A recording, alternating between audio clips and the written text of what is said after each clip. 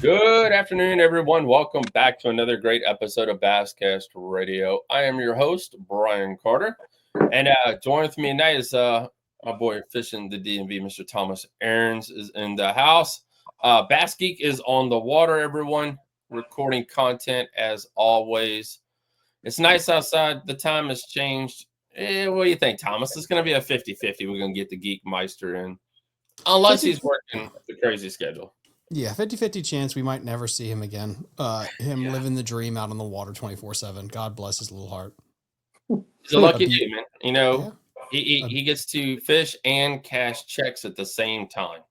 Something that, exactly. a lot of us can't do. I mean, except for the two guys we got up there in the corner, Mr. Johnny Martin and Chad Green. A lot of people, don't get the opportunity to cash checks all the time, except for them two. So, guys, like I said, Chad Green and Johnny Martin are in the house. You guys haven't seen the giant bag. It's all over the internet, social media. I shared it to the Big Bedford group, the Smith Mount Lake group. I think it's your video, Chad, has been seen well over 100,000 times. So it's we've had Chad on. We talked about this. Chad had talked about he caught one over 9, and then you brought in a 949 for this event, and then, like I said, the giant bag that you and Johnny collected together, scooping up giant bass off of Smith Mount Lake. But before we dive into that really quick, fishing the DMV, Thomas, what is up with you and what's going on, brother? Oh, just posting too many pieces of content because I don't get to fish till this weekend. So I've been pumping out 4 to 5 episodes a week because I have no social life. Finally, this weekend, Yes. I will be leaving to Lake Anna for the weekend for a couple of events to actually fish. Thank God. The weather's finally changing up in my area. It's crazy how like Northern Virginia to like Southern Virginia, there is a huge temperature difference, believe it or not, where, I just today when we're recording this, I had the kayak bass BASS winner who fished Sandy and Briery, and it was almost 60 degrees. There was ice on the freaking upper Potomac about 2 weeks ago. So it's crazy that little distance and the temperature changes. But I feel like in the next couple of weeks with the full moon, I think all of Virginia is going to be full force bass craziness here soon. Yeah, I agree. We were talking about that earlier they call for frost here tonight Nah. where I live. So, I mean, yeah, we're still in March. We're almost to April, but we're still in March. I know the weekend's supposed to be pretty nice and warm here for the BFL coming up. The 2 days of that, and then next week, guys, the Basscast leaves for Birmingham, Alabama. We're going to be at the Red Crest 2025, so excited about that.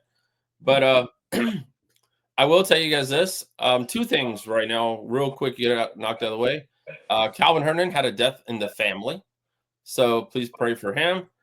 There will be no before the first cast on this past week. You're going to say, I missed it. You didn't miss it. There was a death in the family, so he wasn't there.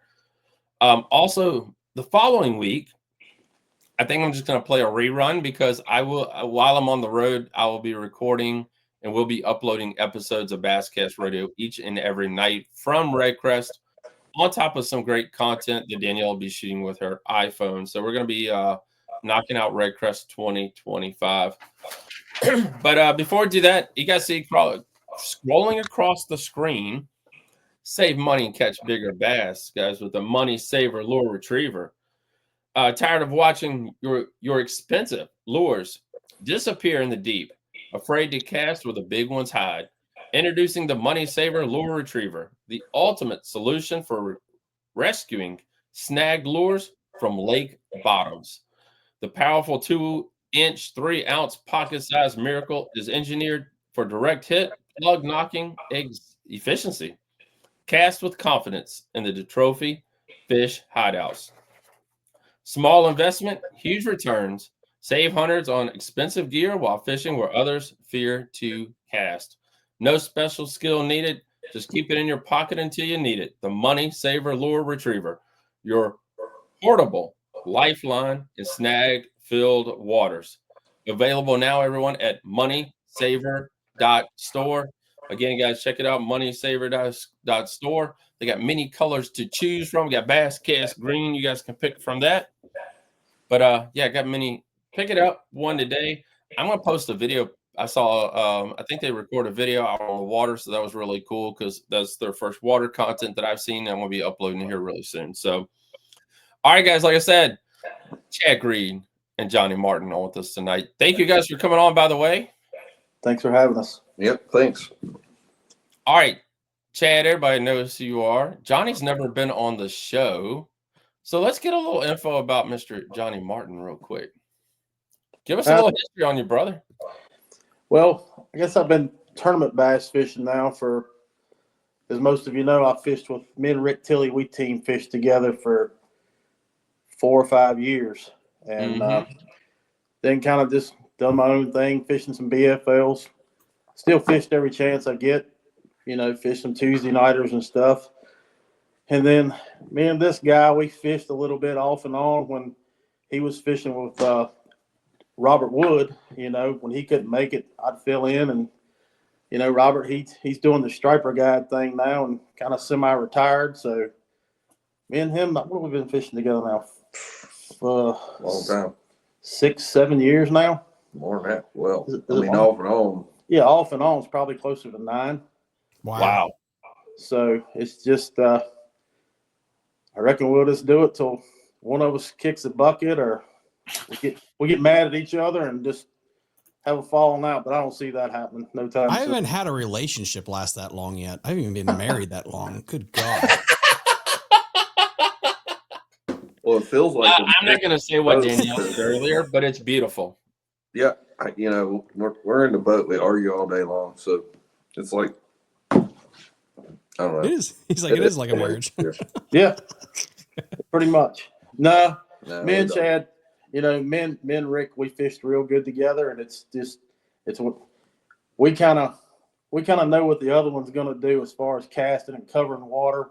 We fish real good together. It's I don't know. I guess we kind of click when it comes to as far as the fishing part of it. We've got a rhythm of what we're going to do. And it's worked out for us so far. It's kind of funny because a lot of times he pays attention. He knows, like, if we're fishing something on the bottom, he knows when I'm getting ready to get a bite. Oh yeah, Wow. He picks up on it. yeah. I mean, it's just like I can be sitting there and I'm like, well, I know what's getting ready to happen. So That's awesome. Yeah, I mean, I don't know if we really ever had that, partner dynamic or really ever discussed that on this show because, a good partner really is hard to find. I It mean, is. I've had, a lot of people, you guys don't know, I don't tournament fish that often. I fish like 3 a year, maybe little small club events with a buddy of mine. But to find a real true partner, when you get to the investment that you guys have gotten, that's really hard to find that, you can kind of, unless it's family. And even family, you want to kill each other half the time. Mm-hmm. Yeah. Well, I mean, one other thing too. I mean, as long as I've been doing this, every strong fisherman on this lake, they had one partner or maybe 2, and that was it. Because when you're jumping around fishing with this person, fishing with that person, fishing with this person, it never works out at the end of the day because when you keep that information in that boat and you're consolidated.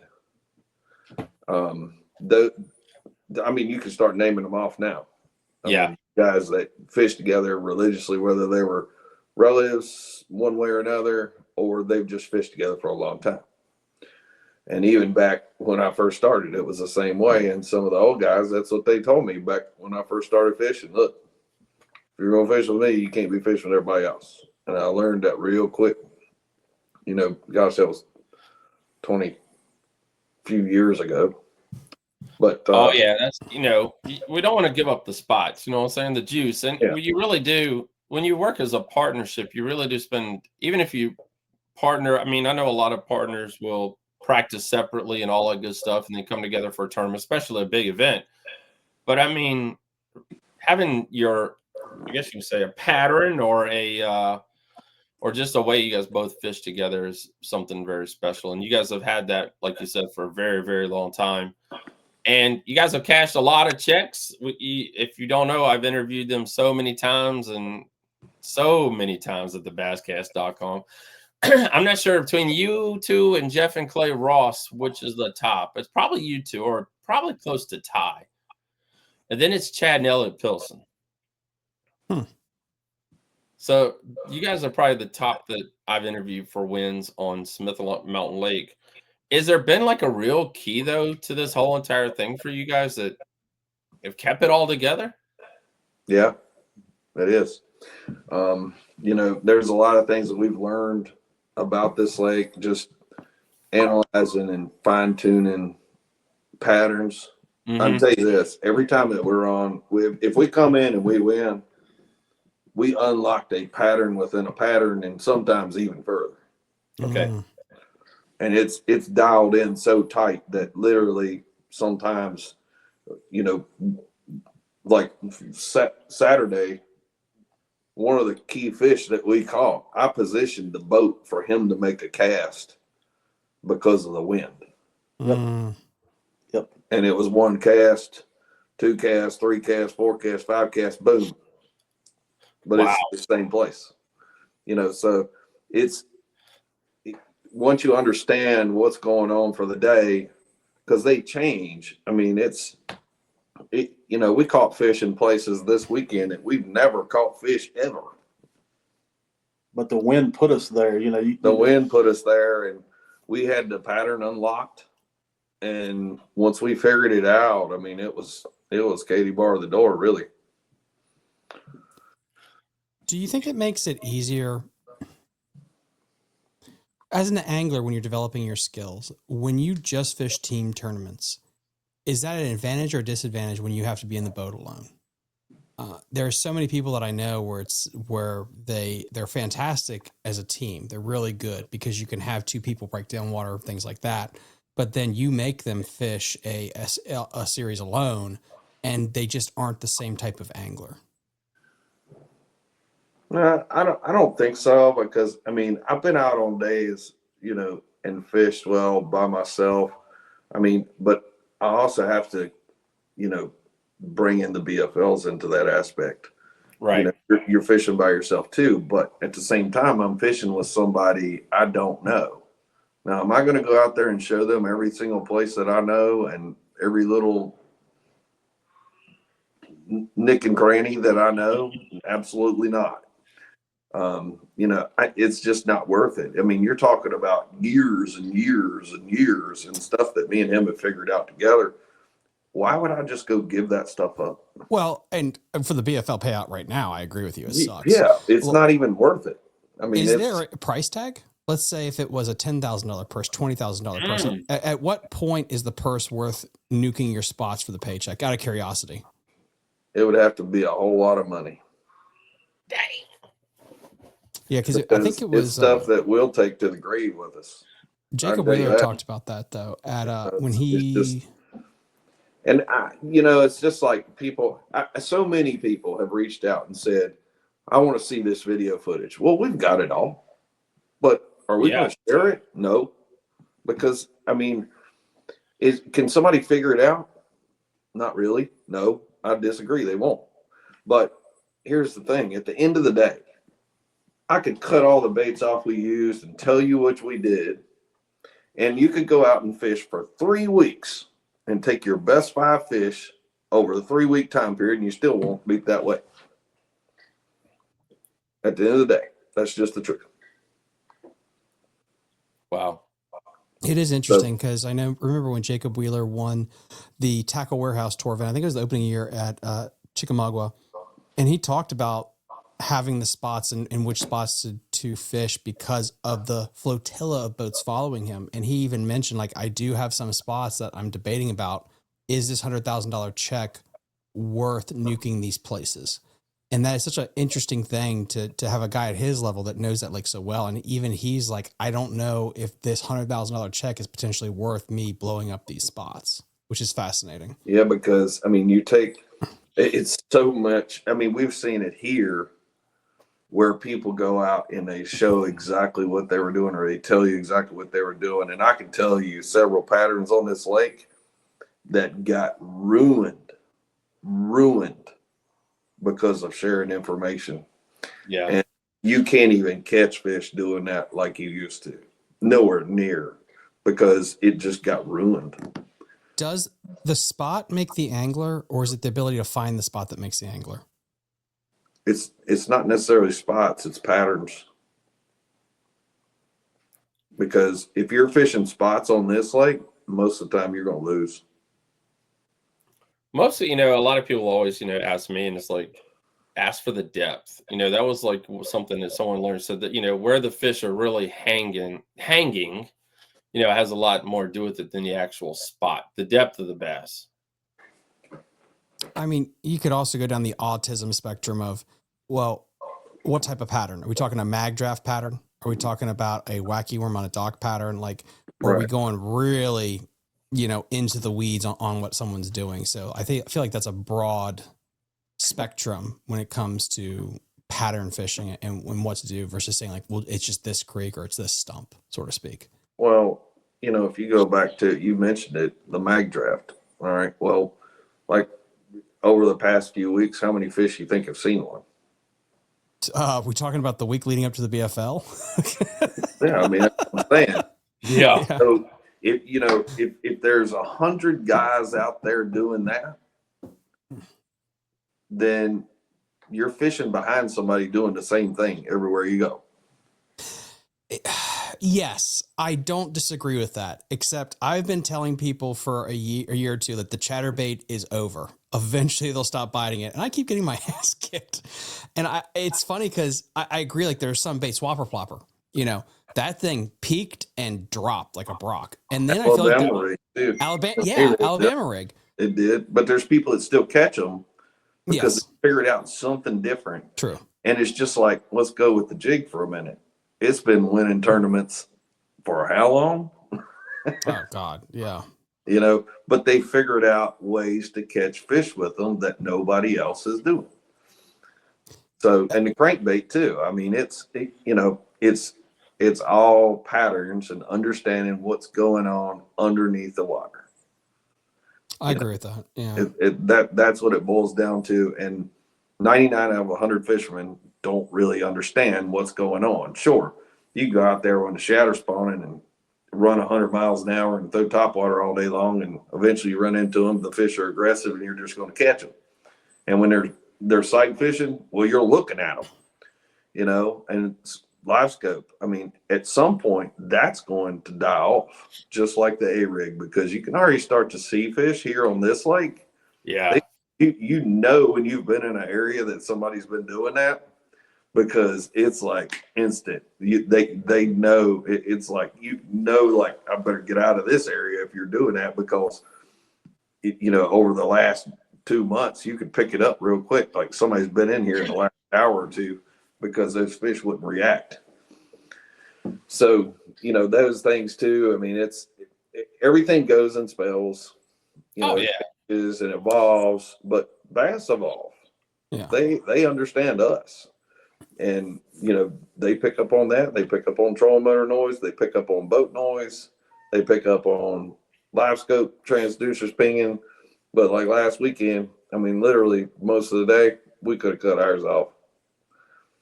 I mean, that's why what was it, the hydro wave was introduced. Yep. Yeah. Yep. I mean, there was a lot of things introduced because of that. Do you want to take us back to the day for you guys? Like I said, it's only been a week ago this giant bag was brought up onto the scales. The morning, you guys can start off with the morning. Talk to us a little bit about that, how the day actually started, and when did you feel that this is going to be a magical day? Do you want to start off, Johnny? Yeah, sure. I mean, we started out that morning, and going back to the week prior was the angler's choice, and of course it was cloudy and just slick that day. So, I think we managed 17 pounds in that tournament, and we didn't get to fish the full day. We had, some stuff going on, but, we made the best of it. Right. And it's one of those things, it's not just going the day of. And I'll go back to one other thing we was talking about earlier. For anybody who is getting into fishing, I mean, high school fishing's become a big thing. The collegiate thing's become a big thing. You need to build you a notebook. I have probably 2 filled up now. Chad has a couple, and it's everybody knows me. I love to joke, carry on, have a good time. I'm a people person. But when I'm out there on that water, it's like I'm constantly, as hard as this is going to sound, I'm constantly like thinking and like processing. And when me and him come in, if we have a good day or if we have a bad day, it's like you better put that in your notebook of what you observed. Yep. How the fish reacted, what was going on. But leading up to last Saturday, it was that sun was bright and that wind was blowing. Everybody knows, we love to fish the wind. Mm-hmm. It helps us. So, we started out that morning. I mean, probably was it about 9 o'clock when we had, we put the fifth one in the boat. Yep, about 9 o'clock. Yeah, about 9 o'clock. Wow. And so then we started just running around, hitting some spots. And like you say, the wind had started to pick up, and it put us in a bunch of places that we've never even fished before. But it goes back to that thing about paying attention to or going back and looking at that notebook, saying, okay, we caught some fish doing this. And you kind of do that, but you pay attention. It's like you see something that catches your eye and you go over there and it's like you catch one. So we started doing that. And I reckon it was probably 10 o'clock. Chad had caught one almost 5 pounds before that. And, we shortly after that, we caught a 7-pounder. And, it was like probably 30 minutes later, we caught that other 7. And I looked at Chad and people who tournament fish or, whether you fish by yourself, you get that feeling that comes over you like this is going to be one of those days. It was so many things that should have happened and should have went wrong last Saturday. I mean, but it's one of them things, man. I always say, I seen a kid in the grocery store yesterday was talking about it. He's like, y'all done good. I was like, yeah, it was 3 of us in the boat. The man upstairs, it was so much that should have went wrong, could have went wrong, and it didn't. It worked out for us. And it's just one of those things. It's like, you're it's going to be one of those days. Because I even told Chad, I was like, when we was talking about it, I think we had 25, something like that. 26 pounds. And it was like the switch goes off like you got a chance to do something today. I even made the comment. I was like, we catch one 8-pounder right here. I said, we're going to be knocking on 30. And I said, the conditions are right. We got plenty of time. Yeah, it was like 11:30, maybe quarter to 12. Yep. So get us right here. The morning you already had 5 fish, but a lot smaller fish. And then the larger fish you started catching after 10 o'clock, after the sun came up. And what else changed, do you think you all changed besides the wind? Because the wind was pretty much blowing most of the day. I think we had actually, we had seen what the fish were moving. Okay. Where it's one of those things probably for the last month. Yeah. The weather's played a factor, You've got to change throughout the day. You've got to move when the fish move, and I think that was a key to understanding, hey, this is where we need to be going. This is what we need to target, what we need to look at, and it happened. So, and then we fished on there and,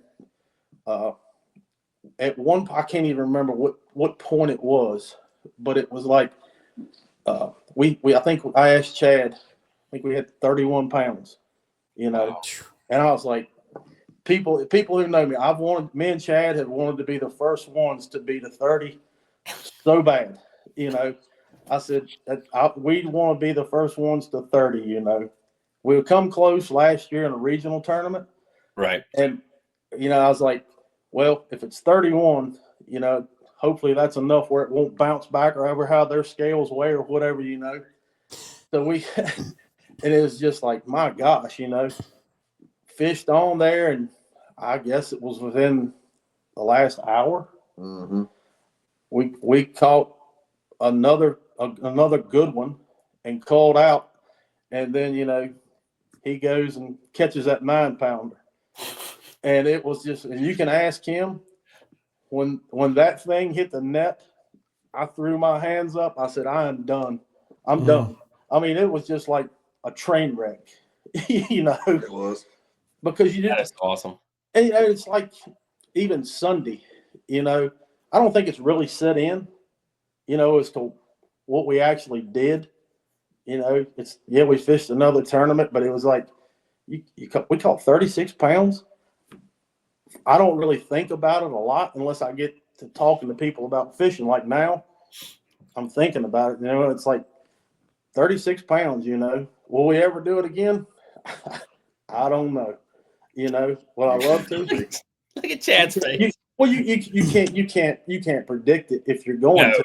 You know, and like I say, it was just everything. You know, it just fell in line. And at 10 o'clock, it was like you just get that feeling like this is going to be one of those days. You know. Go ahead, Thomas. So this is like a two-part question here, but part one is how many boats are in this tournament? I don't know. It wasn't many. It wasn't many. It was the winter series. Like I heard like 15 boats, 12 boats, something like that. It was their final event, right?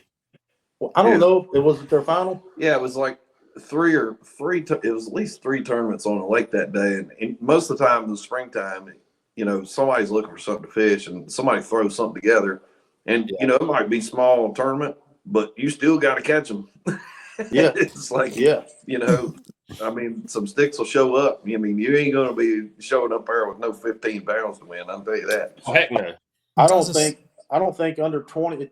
It's took over 20 pounds. I think in every one of these winter series tournaments they've had to win or to get a check. You know. Yeah. I mean, it's you know. I think that Bass Kings was at Kerr. It was an ABA, I think, going on here out of Pinhook. Yeah. And it was some other tournament that went out of the state park or Saunders too, because we passed them. We went down the Yeah. lake. Yep. That was my 9 boat, guys. Okay. I get, and the second part of that question is, I mean, there's so many variables that we could add, but I'm just going to remove them all to be like tournament size. When you have the BFL come in and you're going to have 200 to 300 boats, or let's say 150 boats, maybe max, is it something that can be duplicated that weight at a BFL level or a BPT level kind of event? Or is it something that you're only going to really see in these smaller events where you only have local sticks? No, I mean, I don't think you'll see it duplicated in one of those because number one, like for me, yeah, I'm gonna fish both of them, but am I gonna fish the same way I did? Nope. Because like I said, I'm not gonna give up some of the things that we know. But I still think it, you know, to win either one of those, you better have 26 both days. So it's going to be more of a local person that can generate that weight. Somebody Yeah, else from afar could figure it out. You know, I mean, the fish are in the lake, so it's anybody's game. But with the wind blowing this weekend, which is going to be blowing, you know, it's whoever runs into them. Yeah, yeah, and like there's so many variables we could go time of year and stuff. I just meant more about like boat field size, like how much that affects the ability for these bigger bags to come out. I don't, because matter of fact, when one of the most popular tournaments on the lake was, I won't mention the names of it, but the biggest tournament I ever saw on this lake was 240 boats, and me and Dean won that one. We had big smallmouth and big largemouth, and we won it. You know, I don't think that really has an effect on it if you're on a pattern. If you're fishing spots, yep, it can affect you tremendously. But well, let's talk about pattern. We had you on the show a couple of weeks ago, and we were talking about patterns and how the lake is transitioning. And you know, they were still in that in-between phase. No, they're not on the banks yet, but they're heading that direction. How many were actually, you know, did you guys kind of catch in the crosswinds going to the banks? How many fish did we catch that day? Yeah, they were like, you know, going towards the banks to start the spawn. You know, I mean, all the big fish come in, you know, that 8 to 12 foot of water. Right. You know, we went out looking for fish, chasing bait that morning, but they were all small fish. I think we caught one that was like 3 3/4 or something like that. And I told Johnny, I told him that morning, I said, we'll give it an hour. I said, but this is over with. I mean, the females, once they decide to disperse, they disperse. And I don't care what the water temperature is. It's just when they decide to move, they're gone. And sometimes they'll still be in groups, but you can't see them. You can look all day with live scope. You may not be able to see none of them, but they're there. And, that's the biggest key to it is understanding where those fish are at. They're still there to feed. And I can tell you that those fish don't stay there to spawn anywhere in that vicinity, because I've tried to go back and look for them and we never find them. We never find them. And they're nowhere near close to it. It's like they travel long distances, further than what you think they do. And they've done studies on this. I've worked very close with the biologist here, and they have evidence that these fish, when you catch one of them, they disperse really quick and they're gone. Some of them, right? They sail like miles before they stop.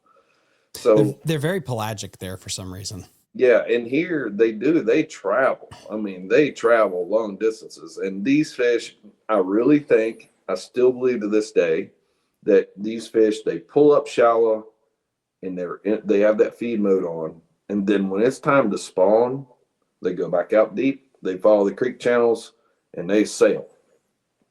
And they sail somewhere. I don't know where they go, but they disperse because, there's some places that, I don't even know how many big fish we've caught in some of these areas over the years. And we go back there and look in the spawn, and you won't find nothing. How much of the old school Bassmaster used to say there's always a population shallow, always a population shallow. If you had to peg it, is it like only 5% that will just stay shallow year round? 2% any? 8 pound plus. Yeah. I think they stay shallow all year long. It's very seldom or very rare for you to catch one in deep water. They may be over deep water, but they're not going to be deeper than 10 to 15 foot. Right. You're not going to go out there and jig one up in 30 foot of water. If you do, it's going to be a rare bird, because I got a logbook upstairs that proves completely different, and there's a whole lot of 8+ pound fish in that book. I wonder if it's pressure on their body or something when they get that big. They don't like the way it feels being super deep. That's interesting. I think it's their feed patterns. They're a different animal or different creature altogether, so they feed differently. And then you got your creek channel fish. Those creek channel fish, they meander and travel in groups, and they're the ones fast running, not going all over the place chasing blueback herring or whatever. But those big fish, I think a lot of times they just eat crawfish or bluegills all year long. And gizzard shad, gizzard shad stay shallow most of the year. That's what they're doing. But they're just fat and lazy. They're just fat and lazy. Yep, pretty much.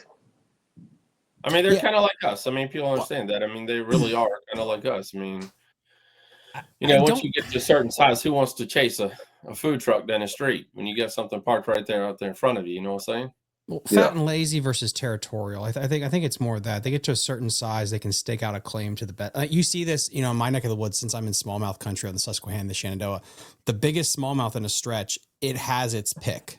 And you can and they've tracked it where one smallmouth, like I think it's like once it gets past like 18 inches, it'll rotate 3 or 4 kill spots on its river, and it'll just cycle through them looking for food. Mm-hmm. And once you get big enough, you can just call that dock or that ledge. And so I definitely feel like if you're a predator, which a bass is, you get to a certain size, you can have your fair share of the lot, and you get to pick where you want to be.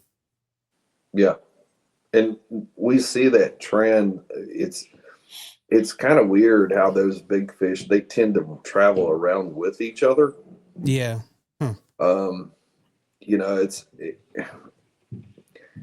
of the areas that we've caught big fish over the years, sometimes they've been repetitive, sometimes they haven't, but they're still within that half mile, 3/4 mile vicinity. They just may have stopped somewhere else. Right. And they move on the during the day. Like, it's crazy. And I think it's the same groups of fish. And it's theory, right? Mm-hmm. I swear they're the same groups of fish, and they move. I don't know how many times we've caught them, and you catch one big fish, and they come up off the bottom or whatever, and there's 3 or 4 fish with them, and it's a 6-pounder, and they're all the other fish you see on your screen. They look the same size, and we've tried to track them down before, and we'll track them like they'll make an acre loop in the water, and you follow them, and they'll stop somewhere else. But you bring it up, but also, the 10-pounders that were caught this year were caught with other fish. I mean, the first one was caught. I think he said he was throwing into. He thought he had a striper because he was, it was a bunch of stripers hanging out. Yep. And he caught the first 10-pounder and a bunch of stripers. And I know you told us the same thing with yours when you caught your 10-pounder. We haven't heard much about the new bass we've seen. But, I think I had someone post another Virginia fish. I can't remember if he said it was Smith or not, a 10-pounder. And then we had the 11-pounder. So the bass are showing up on Smith Mountain Lake. It's not just Smith, though. And I'm just going to say, it's just, and Brian, I talked about this. It's just weird. And maybe it's social media. Everywhere in Virginia, Maryland, North Carolina, the last couple, like last year and this year, is popping off. York River just had an 8-pounder. Chick Lake just had an 8-pounder. The Chick River had a 10. Smith, Lake Anna went on a tear at the Winter Series. It's just Albemarle Sound is going to get lit up here in a couple of weeks. It's insane that everywhere in this area just seems like it's just producing all of a sudden. Yeah. But one thing you'll notice too, all the water temperatures right now are below 55, 56 degrees. As soon as they surpass that temperature, is done. They're gone. Gone. Do you think the winter helped? How do you think this winter set the fish up compared to last, where you have this super duper cold winter that's almost like holding things back, so to speak, versus last year's 70 in February? It was weird. Yeah, I mean, it also has to do with your past spawns, your bait fish availability, or the bait fish shallow because of the cold winter. We haven't caught as many big fish in the past couple years as we did some years previous. And it could be due to weather too. I mean, I can tell you're out there and it's 80 degrees in March and the wind isn't blowing and it's sunny. You're probably not going to catch an 8-pounder that day. But you make it 45 degrees and 15-mile-an-hour winds, your chances are going way up.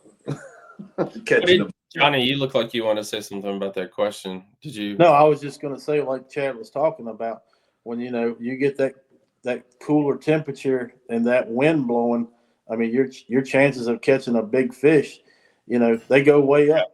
And it goes back to what I was saying, man. If you will build that notebook and days leading up before the tournament, you can look at the weather and they don't always get it right, but and you can look back and say, if this right here holds up, this is it gives you a baseline to start off of. So you guys saw I wrote a story after you guys caught the bass, and I went back and did some research about Dean, and it's been 10 years. Exactly 10 years since the bass were the tiger bass were put in Smith Mountain Lake. And now we're seeing numerous 10-pound bass. Kind of on one hand right now. But because it's pretty much it. Maybe this weekend, I don't know. We'll get the front coming through. We might see something this weekend. But are we finally seeing the hard work? I know, Johnny, both of you guys had a lot of input did a whole lot of work, getting the bass put in. Are we finally seeing results? Yeah. Yeah. Oh, yeah, for sure. I mean, a lot of the sample, I take samples at tournaments too for the game department and turn them in. We took fin samples of all the ones we weighed in Saturday. All the previous ones that I'd turned in over the past year or so, they turned out to be all F1s except for one. Okay. And if I was a vet man, I think I've got 11 or 12 samples right now, fish over 7 pounds, and I'd be willing to bet they're all F1s. There might be one or two that are, native to here, but it's no doubt that the increase. I mean, we were already at like 32% or something catch ratio on sampling when they were doing their sampling. So what I started doing is sampling these bigger fish at these tournaments and ones that we run across when we're just fishing or whatever, so you don't get that many samples, but still you're getting samples of 7+ pound fish. Right. Brian, you was talking about, you're seeing your 9s, 10s, and now, an 11 pounder, but go back further than that, your overall 5 fish limit, the weight of it's gotten, it's just been increasing. Oh yeah. It used to be here 6, 7, 8 years ago, if you had 20 pounds, 21 pounds, you felt like, hey, I've got a real shot at winning a tournament here. And me and him both, it's done got to the point now that, you shoot for a number. When you get 24, 25, if you're able to catch that, you keep thinking, me and him, it's like you need 26. You need to shoot for 26, to feel safe. Yeah. But it's as far as like the bigger fish showing up, yeah, you're seeing more of that. But if you go back and look at tournaments, it's the average weight of your 5 fish over the years, it's going up. Yeah. And I think it's important for people listening to this that it's not a linear progression of if you stock 10 fish 10 years ago, it will automatically be 10 pounds now. That's not how it works. No. It's a law. It's also a law of statistical average that because you have been putting them in for the past 10 years, you're going to increase a sample size to where there's a probability of catching it. Because if you only have 1 10-pounder in Smith, that just go play the lottery because it'll be hard as hell to consistently catch that. It's the fact that they've been so consistently putting this in. And F1s, I think it's a 1.5888 pound average growth compared to a northern strain like each year. So it has a higher growth rate to begin with. And compound that with every single year for the past 10 years you're putting them in, you're going to have enough in the system to where it makes it capable for consistency of these bigger bags. And that's why it's so important. Talking to people that don't understand this like we do, it's not you just dump them in one time and then you're done with it because everything will be great. It's a consistent upkeep of continuing to replenish it so you have those genes in the system. Yeah, it's like fertilizing your yard. If you do it one time and think your yard is going to be the talk of the neighborhood 10 years down the road because you fertilized it 10 years, but it's not like that. It's repetitive. Mm-hmm. When was the last stocking? Because I think it still has been a few years since because I don't think we've stocked in the last year, have we? Last June. Yeah, last year. They stock them in June. Yeah, you got to get past the shad spawn. Okay. You got to get past that. And, they'll stock them again this year. And then it goes back to after this year's stocking. Then they'll figure out whether they're going to continue the stocking. Okay. Now, will what we've seen this year anchor that? I really wonder, with the state and the money, and I understand all that good stuff, that we're hearing other locations are going to be getting tiger bass. I think will they start spreading out and just leave us alone and move on to another body of water? That's my thought. You wonder about that. A lot of it is on media attention. After talking to them regularly over the wintertime, their biggest thing is can they justify $50,000 to $100,000 for 2 pound plus bump in the weigh-ins? That's how a lot of the big wigs there see it that aren't biologists, just the people that hold the wallet. And that's why the James, it's been 10 years since the last stocking, is they're just like, it wasn't financially worth it. I think if the BPT comes in and it's an insane good show that gets massive media attention, that will actually help the cause, because then the Virginia will be like, well, crap. People out of the state think this is cool. Are we going to then go out there and make a statement, by the way, we're going to stop doing the thing that made people look at us? I think even if my personal opinion, I think even if they decide to not continue it, all right, even though we reached that mark of where we needed to reach, it's still money that the state has to come up with, right? Mhm. But Yes. that doesn't mean that we can't continue just like we started. Yeah. So, we could still pursue that on our own. And I think with what people are seeing now, I think it would be a lot easier to raise money, Agreed. to continue it. So I think it's still a good possibility that we'll see a continuation of it. That's a personal opinion. But it's just time will tell. We don't have enough information really to know that final answer right now. But I think just seeing the numbers and everything, there's good potentials for one way or another for it to continue, but we'll just have to wait and see. We know bigger events are coming, guys. The Smith Mountain Lake. We've had the Big Bass Tour for the last couple of years. Hate it, love it, leave it, whatever you want to do with it. That brings in a lot of revenue. I know, it's one of them things. It's a tit for tat. We got to pay for everything, and I know a lot of people, don't like that. We got the BPT coming in. We've talked about other large events coming in 2026. So, it's going to be one of the things where we're just putting revenue back into the area with these big events and hopefully bringing big, crowds and people and all the other stuff to Smith Mountain Lake to enjoy the body of water for a very long time. We were talking about thread samples earlier. I know at the Angler's Choice event, guys, they were pulling anything over 4 pounds, and they were doing thread samples on that as thread thin samples as well. So they were grabbing a bunch of samples then. It just sucks that it takes so long to get this back, the data back, because it does take about a year to get this stuff back, or even longer.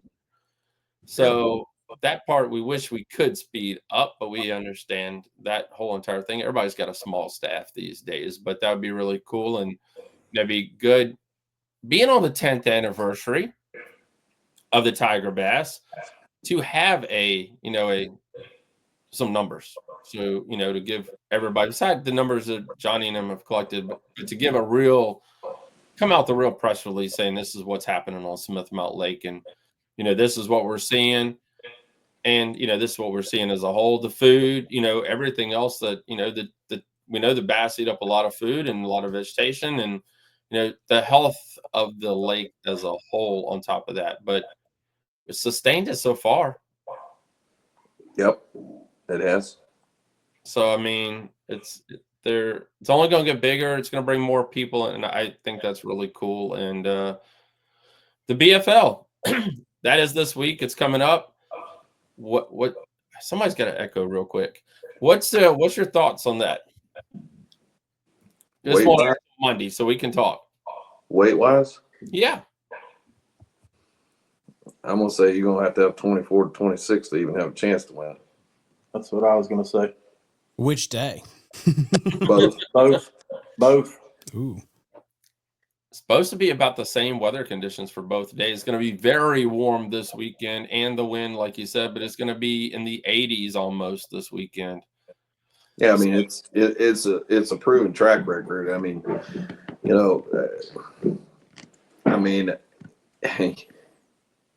I don't think there's been any tournaments won this year, even team tournaments, whatever. No, I don't think anything's been won with less than 24. No. So even with a single, individual, it's still very possible to catch that kind of weight. I mean, it's not out of the question. But I think it's going to throw a lot of people a curveball because, the fish are. I mean, this lake's getting pressured. I mean, they're not easy to catch anymore.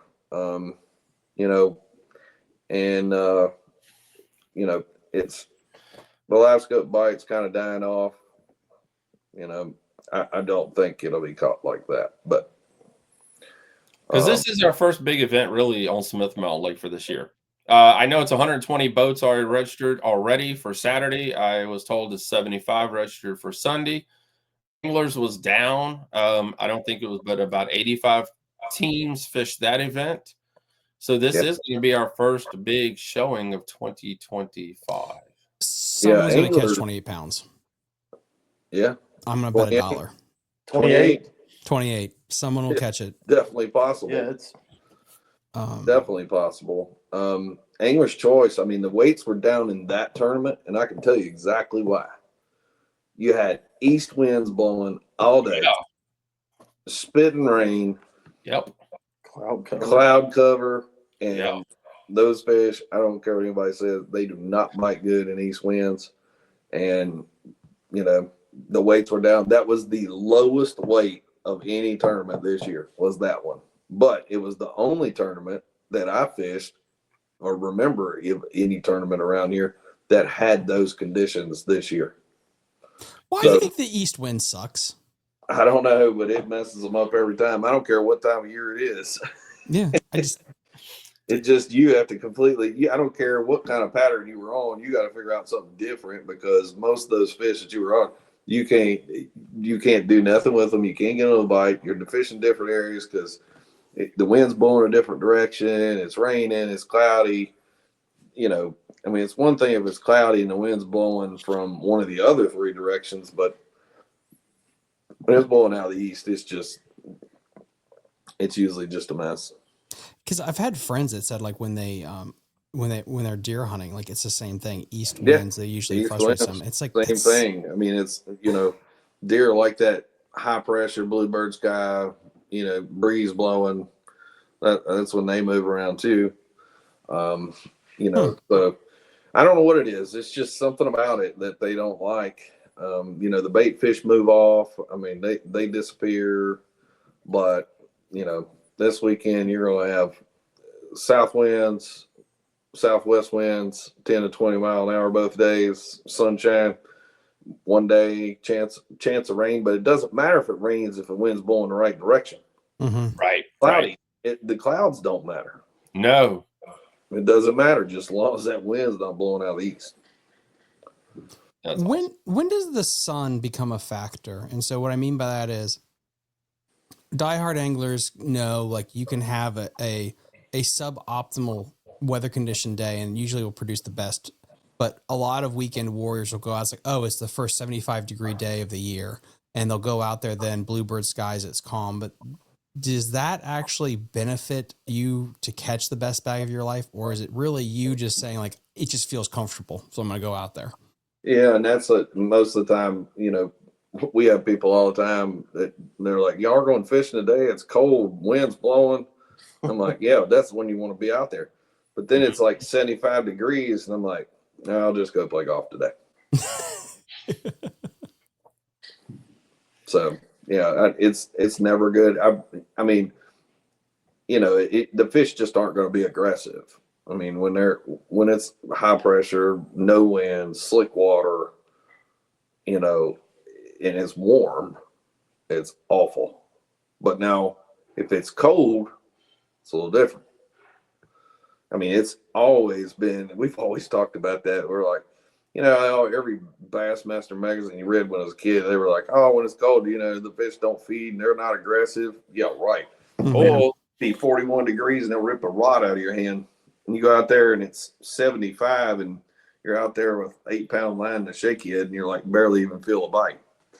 You know, it's like they don't even want to, they're not aggressive at all. So, and then in the summertime, I mean, we're force feeding fish in the summer. Mm-hmm. Yeah. You know, so it's cold weather. I mean, they get aggressive. But Chad and Johnny, man, we're going to wrap this bad boy up, but we really appreciate you guys coming on. 2 Sticks on Smith Mountain Lake. If you guys don't, you know, we've had Chad on before. If you guys want to book a guide trip with him, he you know, he'll show you he'll show you how to catch some bass. He ain't going to take you all the spots. You've already heard that already. But he's going to teach you how to catch some bass on Smith Mountain Lake. So book a trip with him today. You said earlier, you know, it might not ever be broken or reproduced again, but at the state that these bass are growing, it's gonna have to happen. It's just crazy. It's just gonna have to happen. Another Dirty 30 on Smith Mountain Lake. I mean, you know, we saw the road in the piece. You know, the first big wall for me was when Jeff and Clay Ross brought in 25 pounds of smallmouth. Yeah. I mean, that's something we thought we'd never freaking see. And then we saw them bring in a whole stringer of smallmouth at like 5+ pounds a piece.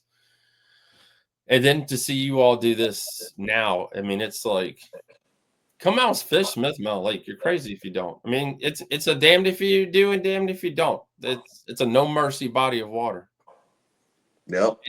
Yeah, that's Go ahead. how it's just insane how this place changes. I mean, you know, you could go out there Saturday in the BFL and, you know, stand on their head and go back Sunday and do the same thing. And it's at 10 o'clock, you're going, God, what happened? You know, Yeah.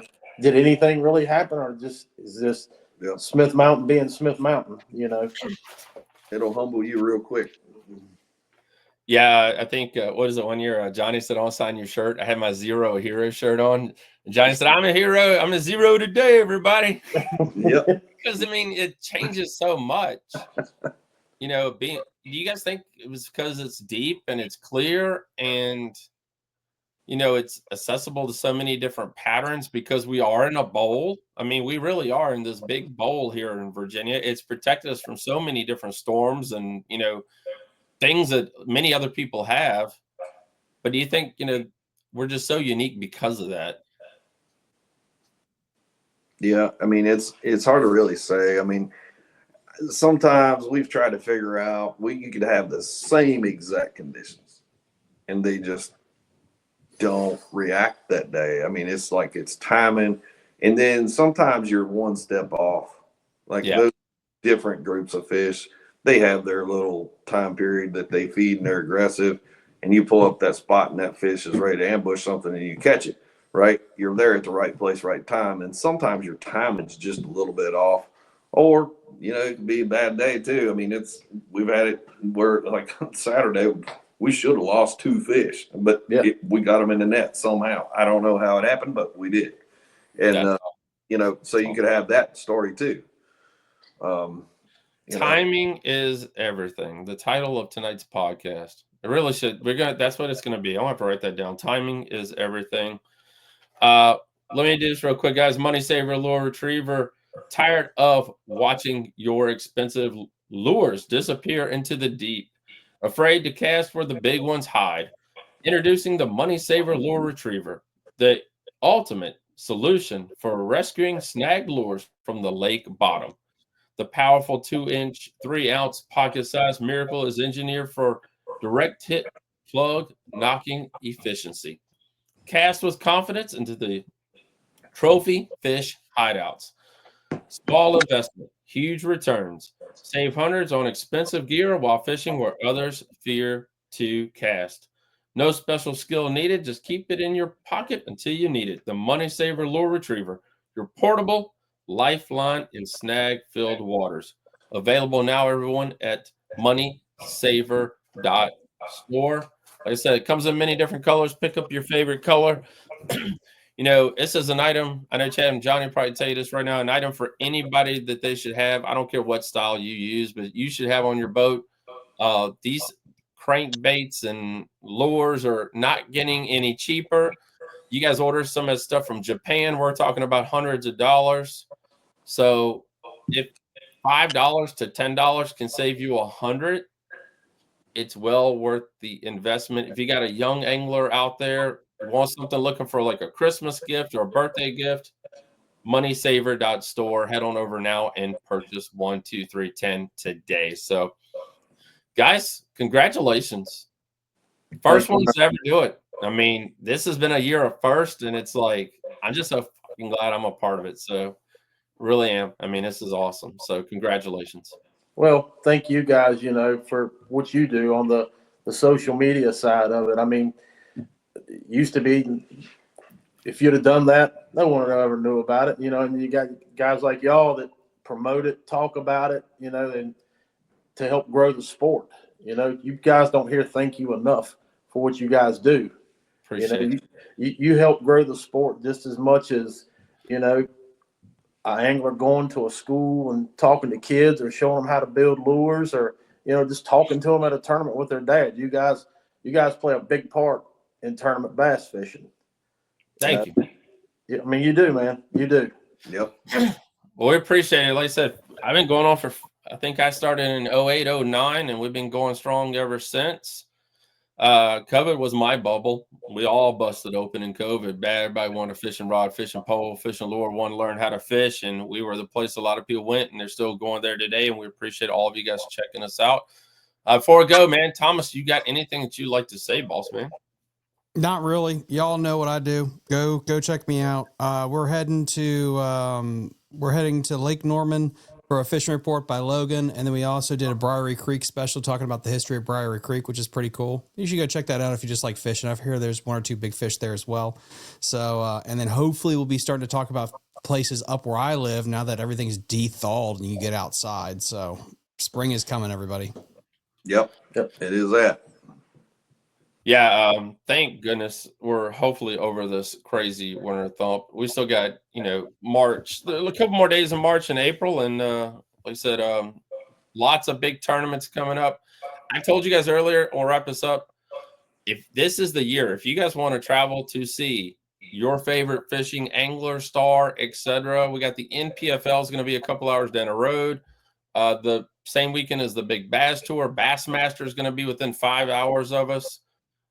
In the fall, December, I think it's November, December, October, December.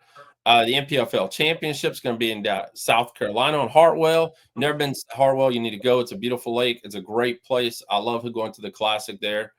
And the Bass Team Championship is going to be down there as well. So for you guys who love professional bass fishing, and like I said, want to meet your favorite angler, and I can't forget, the Major League Fishing is going to be on Smith Mountain Lake. That's May. Is that like the 17th or something? It's somewhere around that, I think.